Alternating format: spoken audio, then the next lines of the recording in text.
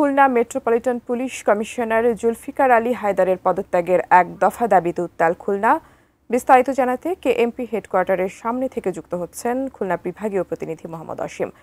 অসীম, এ ব্যাপারে আপনার কাছে কি তথ্য রয়েছে, বিস্তারিত জানাবেন। টুম্পা, দেখুন, বেলা ৩টা থেকে ছাত্র বৈষম্য বিরোধী ছাত্র আন্দোলন এবং বিএনপির নেতাকর্মীরা কিন্তু তাদের যে পূর্ব নির্ধারিত কর্মসূচি ছিল, অর্থাৎ কেএমপি কমিশনার জুলফিকার আলী হায়দারের যে পদত্যাগ, এই পদত্যাগের এক দফা দাবিতে খুলনার মেট্রোপলিটন পুলিশের সামনের যে সড়ক রয়েছে সেই সড়কে কিন্তু টায়ার জ্বালিয়ে তারা বিক্ষোভ করছেন। এছাড়াও সোনাডাঙ্গা থানা ঘেরাও করে সেখানে টায়ার জ্বালিয়ে তারা বিক্ষোভ করছেন। তারা বলছেন যে তাদের যে এর আগে গত বৃহস্পতিবার রাতে কিন্তু তারা একটি ঘোষণা দিয়েছিল, আলটিমেটাম দিয়েছিল 24 ঘন্টার মধ্যে স্বরাষ্ট্র উপদেষ্টার হস্তক্ষেপ কামনা করেছিল, যে স্বরাষ্ট্র উপদেষ্টার হস্তক্ষেপে এই মেট্রোপলিটন পুলিশ কমিশনারকে যদি অপসারণ না করা হয় তবে আজ থেকে কিন্তু তাদের যে এক দফা দাবি, সেই এক দফা দাবি কিন্তু তারা আন্দোলন করবে। সে অনুযায়ী কিন্তু তারা বেলা 3টা থেকে এই আন্দোলন শুরু করে। আসলে বিষয়টি হচ্ছে যে বিষয় নিয়ে সূত্রপাত হয়েছে সেটি হচ্ছে গত মঙ্গলবার খুলনার খানজাহান আলী থানা এলাকা থেকে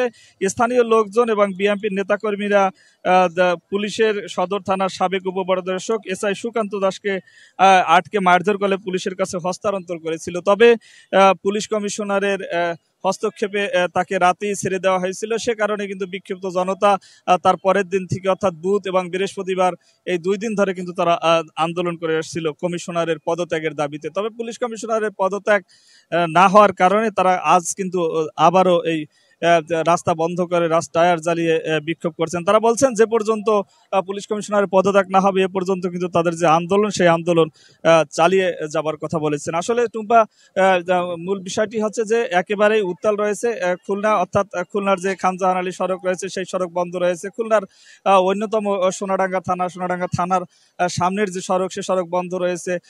এই জন্য কিন্তু যান চলাচলও একেবারে বন্ধ রয়েছে। মোট মিলে বলা চলে যে খুলনা নগরী একটি উত্তাল অবস্থায় রয়েছেন। তবে কখন নাগাদের থেকে সমাধান হবে সে বিষয়ে কিন্তু এখনো পর্যন্ত স্পষ্ট কোনো ধারণা নাই। তবে কিছুক্ষণ আগে খুলনা জেলা প্রশাসকের কার্যালয়ে প্রধান উপদেষ্টার যে প্রেস সচিব মোহাম্মদ শফিকুল আলমের সাথে সাংবাদিকরা কিন্তু এ বিষয় নিয়ে কথা বলেছিল। তার কাছে প্রশ্ন করা হয়েছিল যে এই যে খুলনার উত্তাল পরিস্থিতি, এই পরিস্থিতি নিরসনের জন্য সরকারের পক্ষ থেকে কোনো ধরনের পদক্ষেপ নেওয়া হবে কিনা। তবে তিনি বলেছেন যে ঊর্ধ্বতন কর্মকর্তা যারা রয়েছেন, অর্থাৎ স্বরাষ্ট্র উপদেষ্টার সাথে তিনি কথা বলবেন। কথা বলে এই যে আন্দোলন চলছে, এই আন্দোলন এবং পুলিশ কমিশনারের যে অপসারণের দাবি রয়েছে বা পদত্যাগের দাবি রয়েছে সে বিষয়ে স্বরাষ্ট্র উপদেষ্টা যদি কোনো পদক্ষেপ নেন পরবর্তীতে জানানো হবে। আসলে সব মিলিয়ে আমার কাছে এই ছিল টুম্পা, খুলনা মেট্রোপলিটন পুলিশ কমিশনারের যে কার্যালয় রয়েছে তার সামনের থেকে বিক্ষুব্ধ জনতার আন্দোলনের সর্বশেষ খবর। আপনাকে